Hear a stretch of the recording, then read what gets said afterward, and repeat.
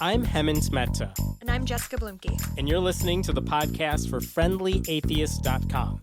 You can now listen to all of our episodes and see show notes at FriendlyAtheistPodcast.com.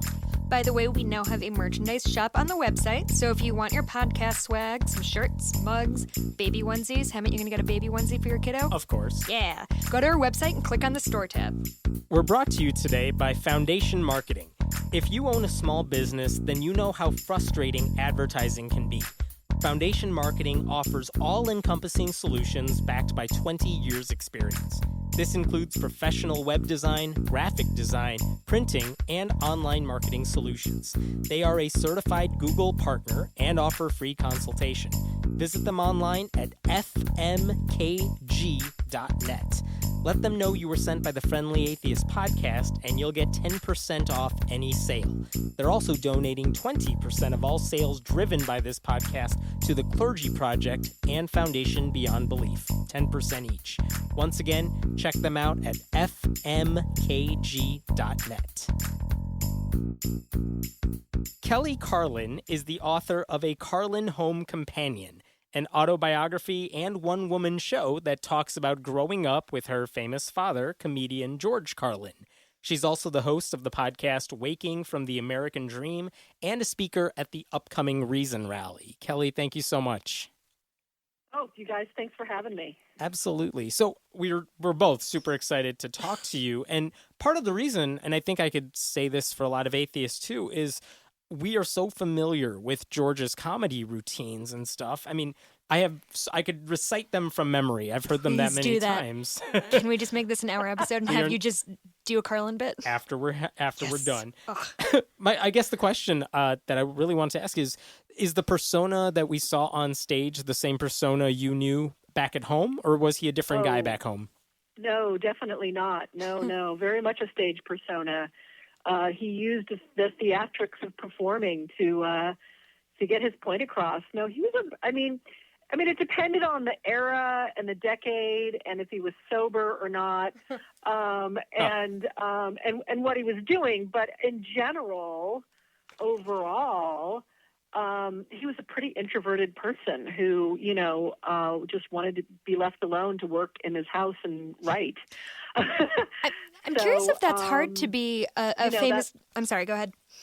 That's really who he was.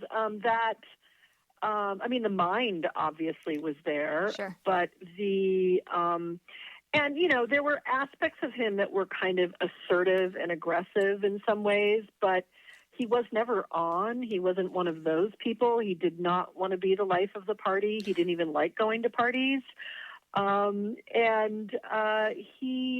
He really was a writer. I mean, he really was a writer's mentality. He was in his head a lot. He was always writing down notes and or working on his routines and working on his craft. It used to drive my mother crazy because she would just try to get him to go to a movie or something like a normal person. So he was a bit of a workaholic. I mean, you could tell because he talks about language so much in his routines. How did he practice this stuff? I mean, is he like looking in a mirror and trying to make sure he has the right faces to go along with his act? Is he performing stuff in front of you and your mother? No. If you talk to any stand-up, the only place you can do stand-up is in front of an audience. Okay. Yeah. There is no other way to do it. No, he like I said, he wasn't a person who was on at home. He didn't practice. He did his work on stage, and like most comics, he worked it out on stage. Mm-hmm. In his latter years, and there's a lot of interviews out there with him where he talks about his process, but briefly, he would bring pages onto the stage when he was working for his next HBO show, and he would sometimes at the beginning of those processes where he was just working on a new bit, he would be reading part of it because the words were so important to him.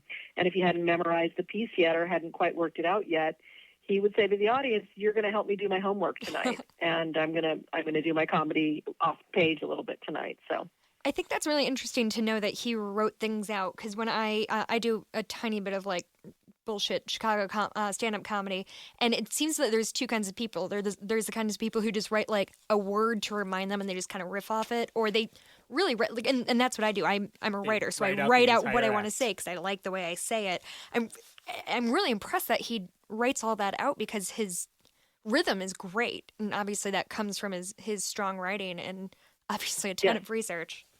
Yes, and then working it out on stage. You can only find the rhythm, as you know, as a performer, on stage in front of the audience. You know, you can try things and think it's going to work, but until you do it, you just don't know how it's going to land. And then sometimes it even takes time. I mean, I know with my solo show, there have been sections of it and beats in it where, you know, I've been doing the show for a certain amount of years, and it's like suddenly, like, I get like, oh, that's the rhythm of that section, or that's what that's about.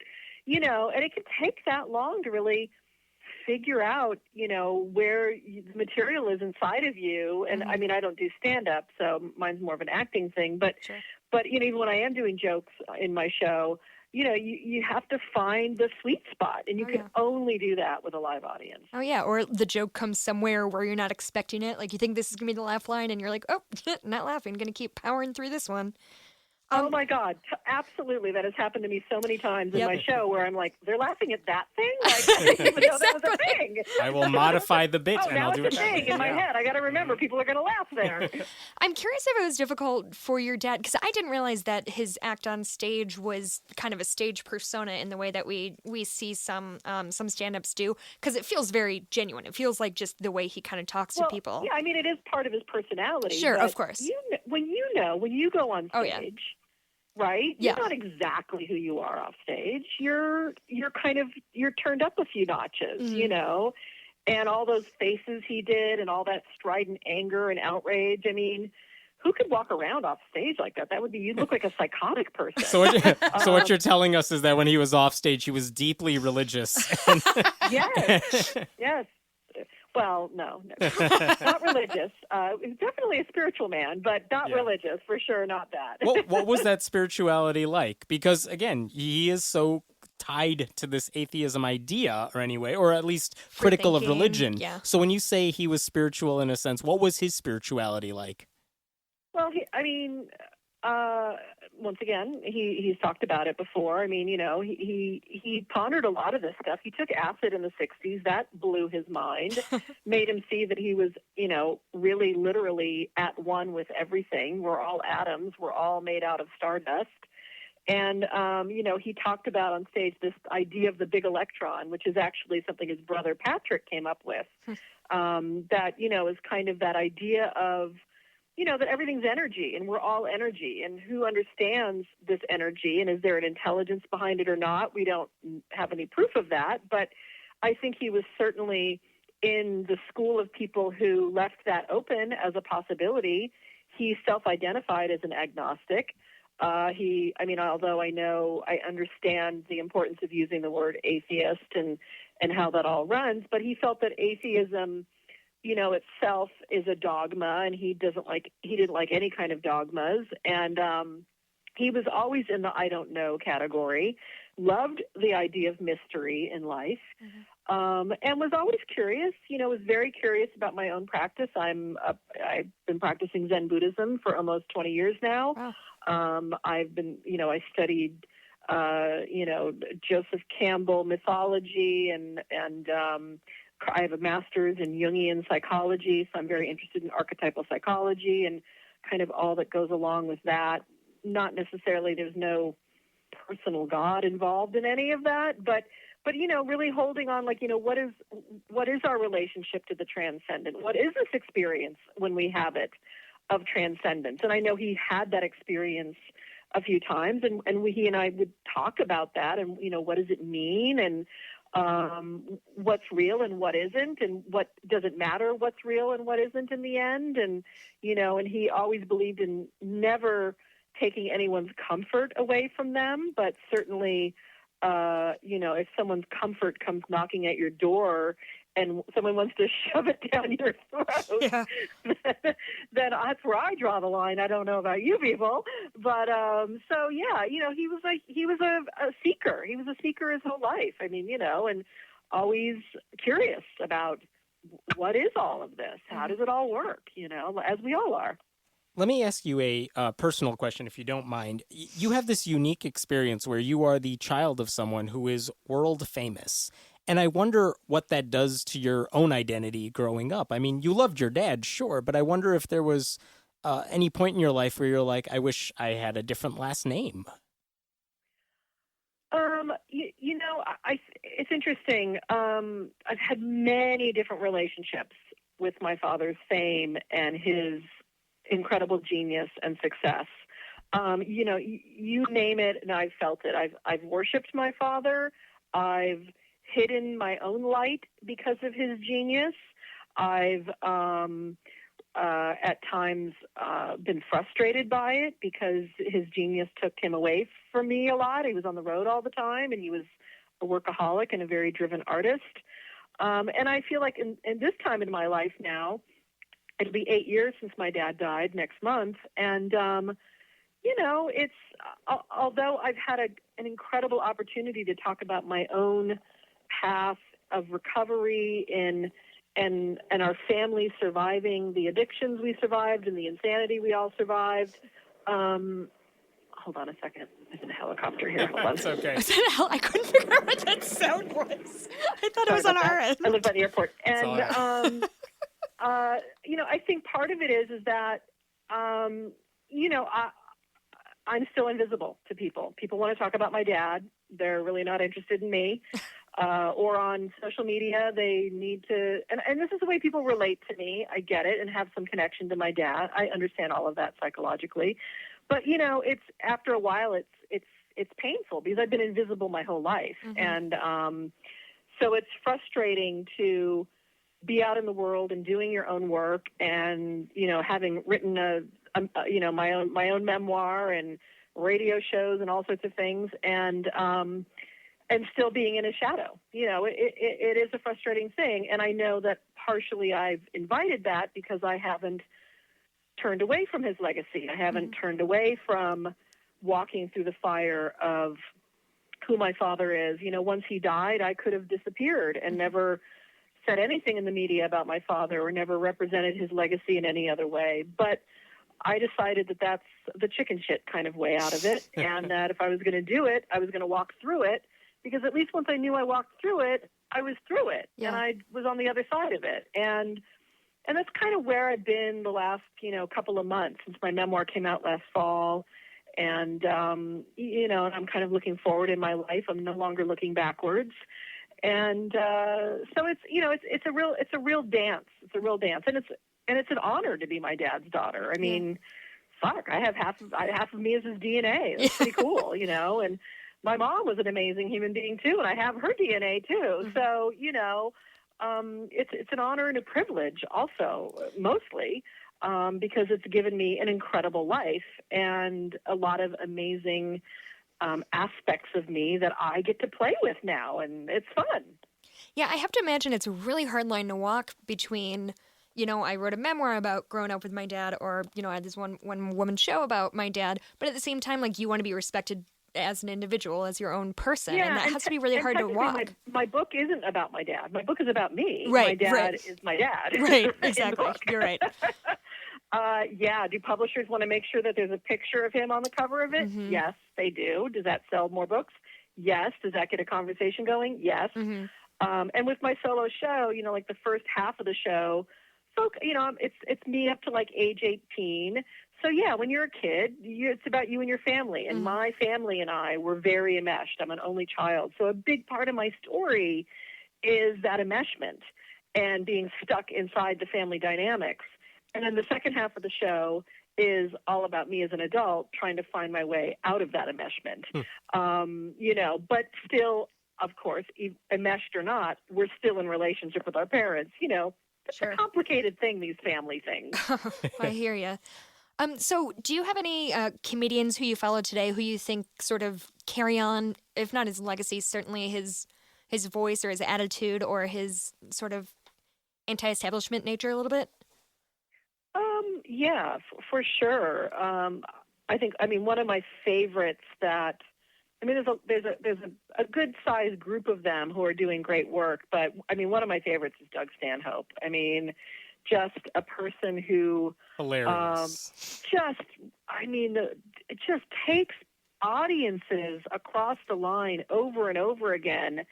And it's daunting at times to listen to his comedy, but I just such respect for that. To anyone listening, by the way, if you haven't heard Doug's stand-up, if you want to talk about aggressive atheist on stage, there's your guy. He is no holds barred. And his whole thing, abortion is green. There's like a YouTube video of him doing abortion is green. Oh my God, it's fantastic. And yeah, I mean, he's one that really sticks out for me. That it's like, he could care less what people think about him. I just love him to bits. But I mean, there's all sorts of people. I mean, more mainstream people. I mean, Lewis Black's out there, Bill Maher's out there. They're doing their work. I'm a huge fan of Louis C.K. Sure. Louis does slightly different type of material, but Louis is still very culturally observational and calls us on things and has such a beautiful, unique angle on things. It's kind of a golden age of comedy right now. Yeah, it really it's kind is. of exciting. Well, and podcasts make things so makes it so easy for comedians to get their voice out there without having to schlep around the country as much. Yeah, but you don't get paid as much, also. We know. We're aware. We're super aware. I want to come back to Louis C.K. in a little bit, but let me ask you, where do you differ from your father in terms of at least the George we knew on stage? What did you guys fight about, at least on a philosophical level, on those types of things? Where do you differ politically speaking or any of those types of ideas? The only kind of divergence we had was that, and as I get older, I understand his perspective more, but I've decided not quite yet to give up on the species. I mean, there's a lot of aspects of the human species that I am in awe of our hubris, especially when it comes to the planet and the environment. But I still believe that, I believe in the evolution of consciousness. We've seen it over, 6,000 years that no matter what, things, people are more evolved consciously than they were 6,000 years ago. Yes, we can still act like reptilian ape horrors to each other. Greed and survival and all of that is still here. But we've also, things have changed. And so I've, I think coming, 25 years younger than my dad, so a couple of, generation younger, wasn't disappointed by the 60s like he was. So I still had hope in the world. But I understand his stance. I understand the beauty of the stance of fuck hope. I understand what that, the kind of the power and courage that can give you and the clarity it can give you. But, when he would say stuff like, I've given up on the species and stuff, and I confronted him on it. I said to him, I said, well, Dad, here's the deal. If you've really given up, then why bother leaving your house and going on a stage? Yeah. And I busted him on it. And, and it was interesting. After that, he would then talk in public about this because people would talk to him about his cynicism. And he would say it's not really cynicism. It's more outrage. And he said, and if you scratch the heart of a cynic, you will find a disappointed idealist.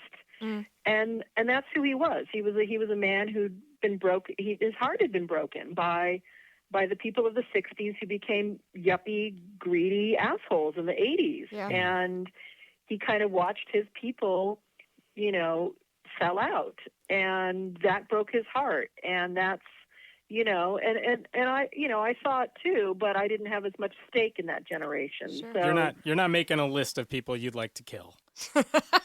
No, although I could. I mean, we all could. I think it would be I think it's a good exercise, actually, to Good kind of, mental exercise. It's our next episode. being a Jungian, I'm about getting in touch with every aspect of your personality, including the murderous rage aspect. Yeah. So, if you need to make a list like that, I think it's actually healthy in the end to have your list. For sure.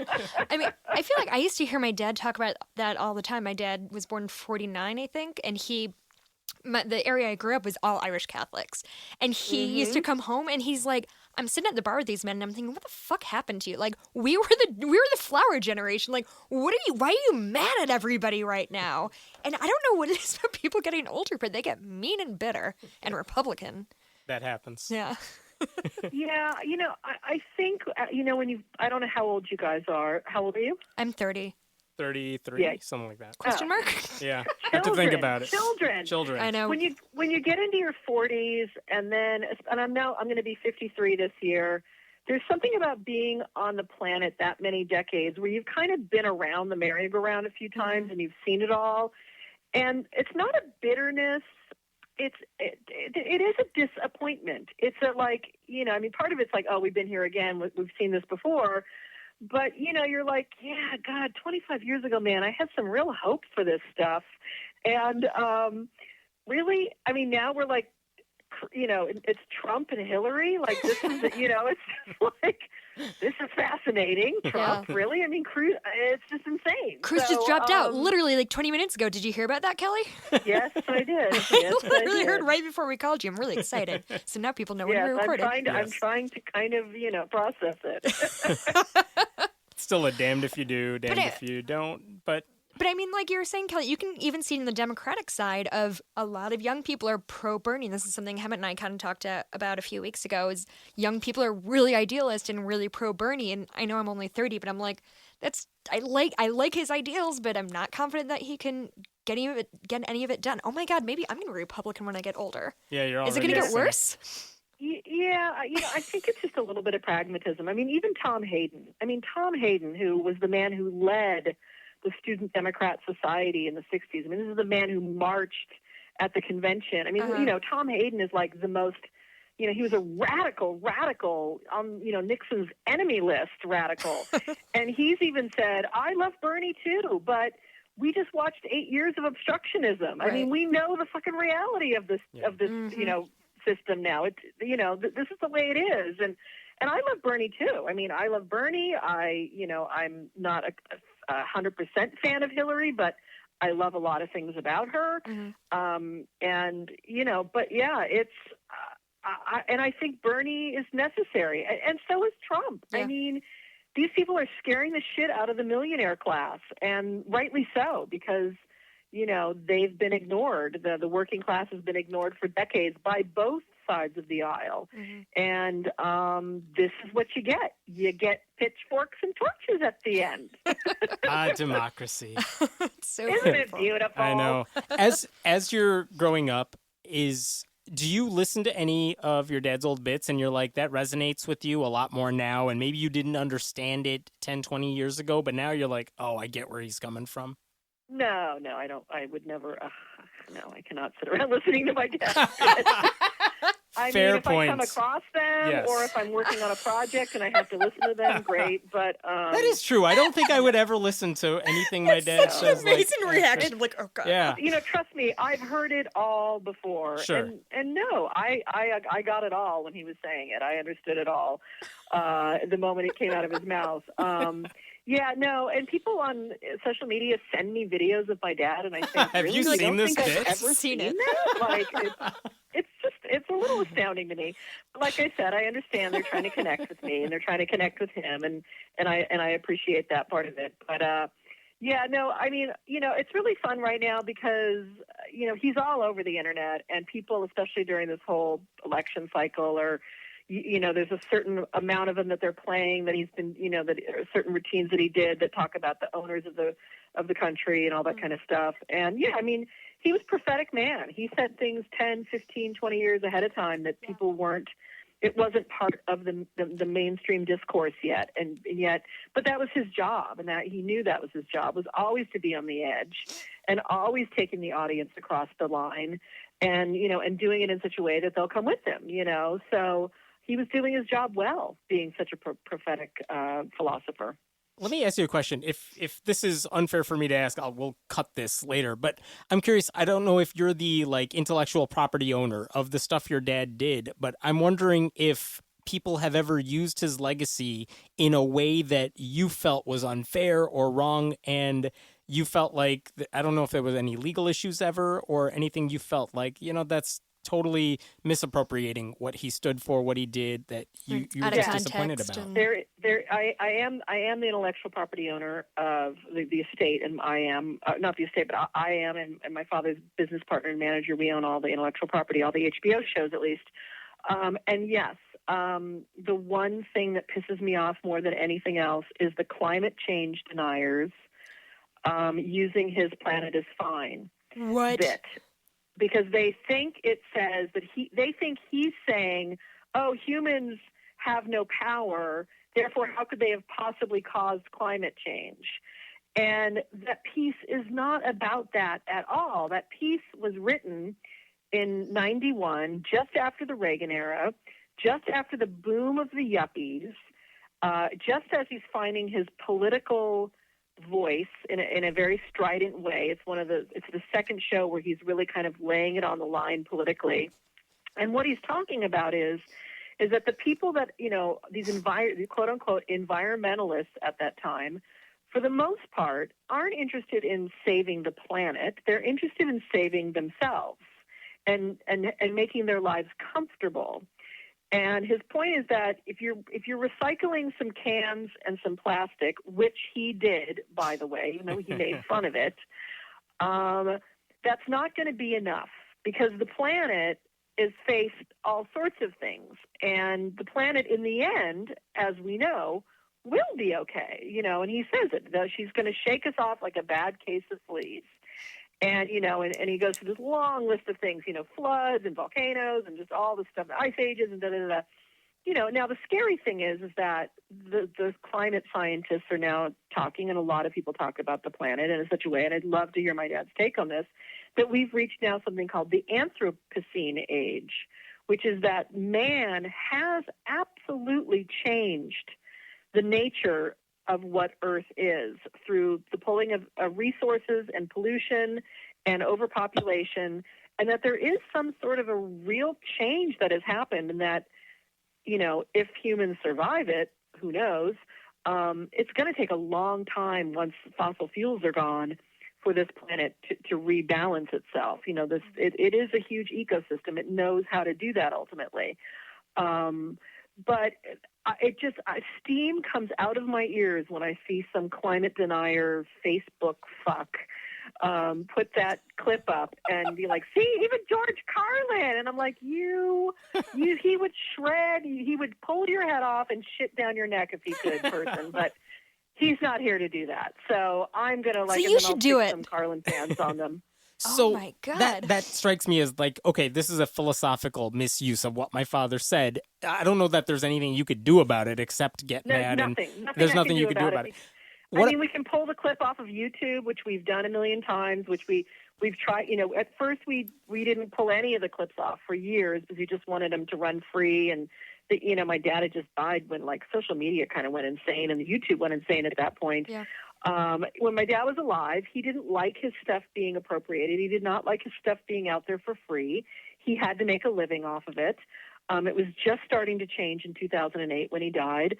And now lately we've started to create some more control, and now YouTube has given intellectual property owners like myself ways to make money off of anybody's usage of it, which is, they'll slam an ad on it, and we'll get the revenue for it. So it's getting to be a weird world. That was where I was going with this, which is there are so many clips of him online, but you're saying, you're basically not saying take him down. You're just saying, okay, it's our intellectual property, so we'll make the revenue off of that. But you're not there are some clips out there that are not run by anyone associated with your family.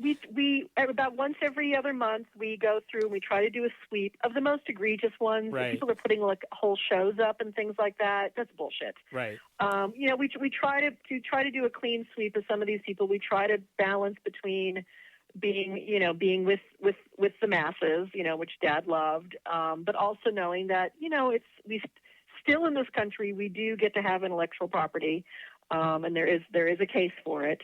But it's a balancing act. It is.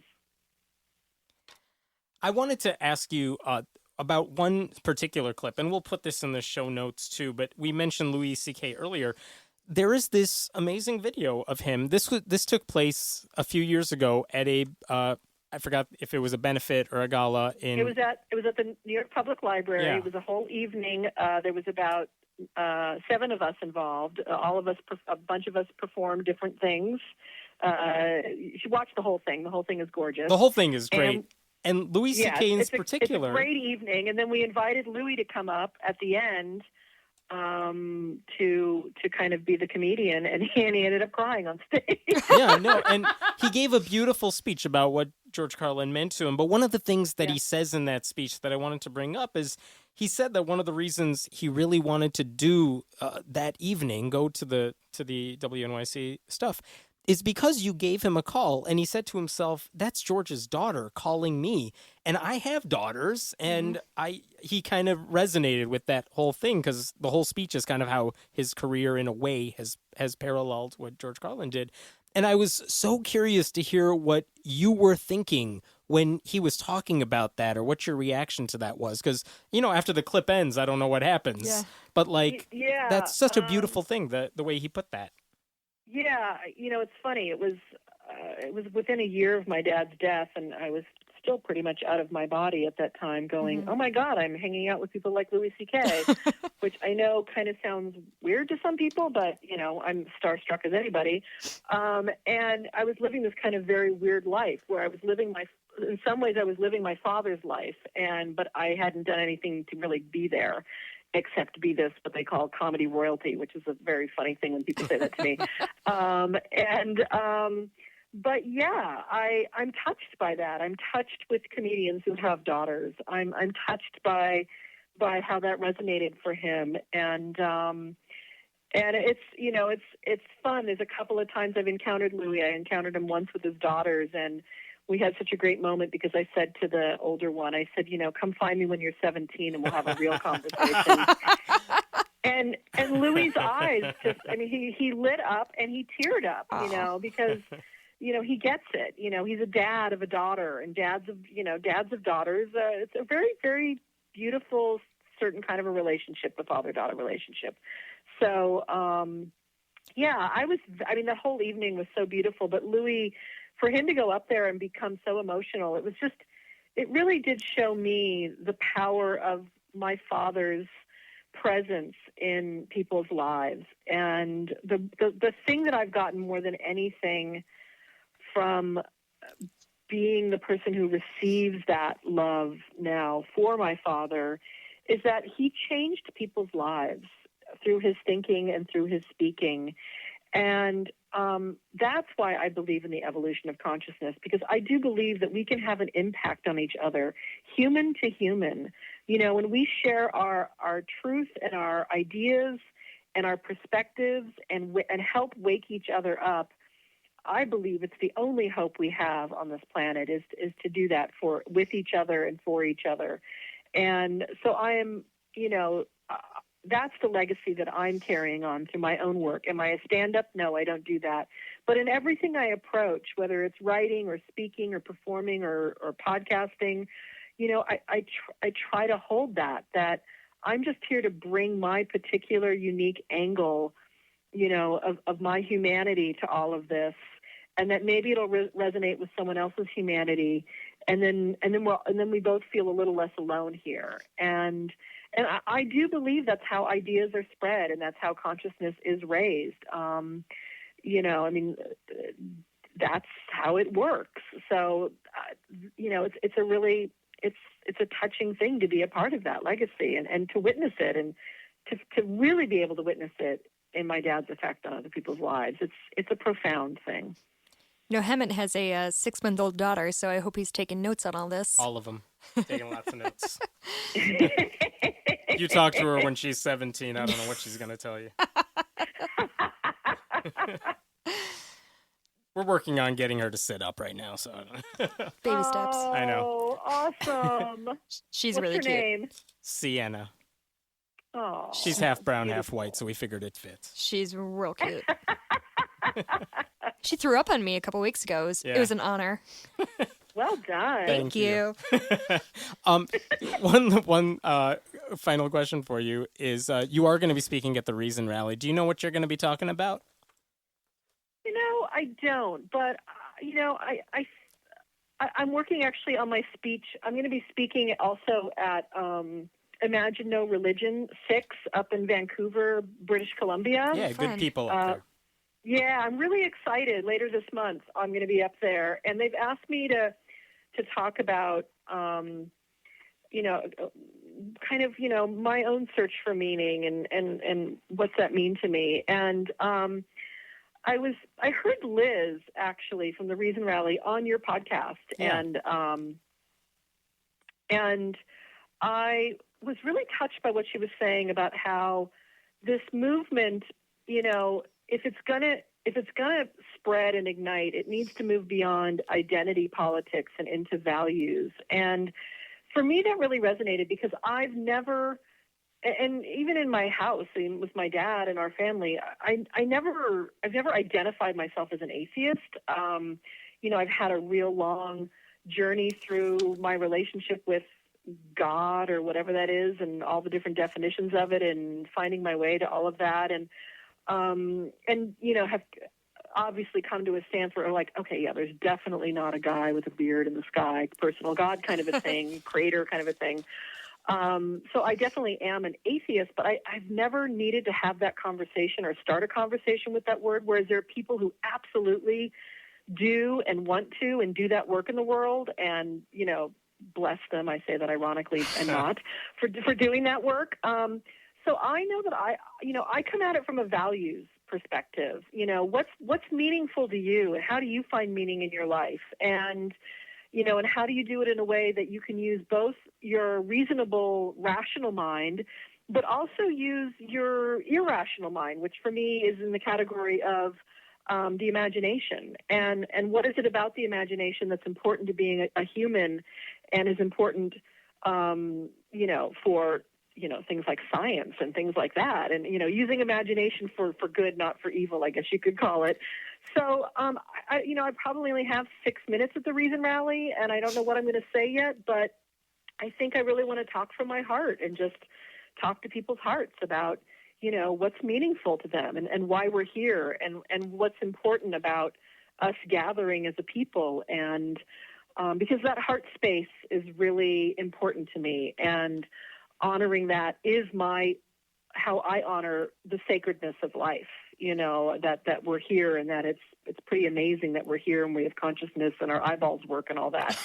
So, that's like, that's the miracle thing or whatever, but it's not a miracle, but it's a miracle thing, Yeah. So For your sake, then, I hope you're not following someone whose entire speech is fuck religion.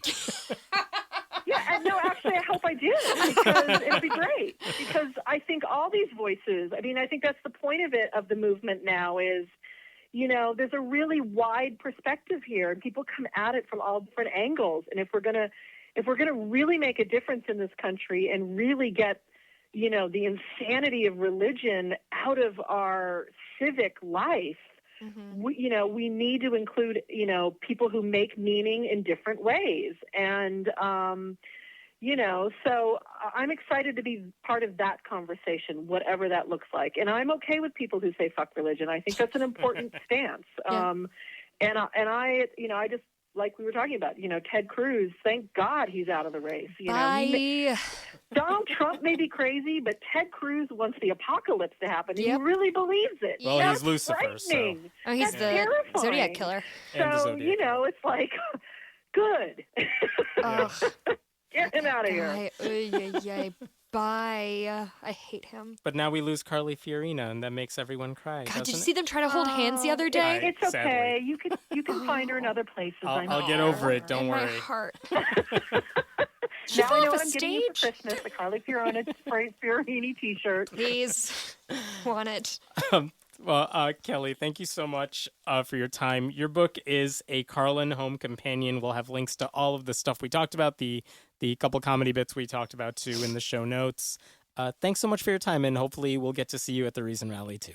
Oh, we are definitely partying at the Reason Awesome. Rally. God damn it, I'm not going to be there. Me and you, Kelly, we are partying at this rally, and I'll That's bring the right, 6-month-old. I'm sure she'll be drinking vodka by then. I'm officiating my best friend's wedding that day. I can't sometime. go.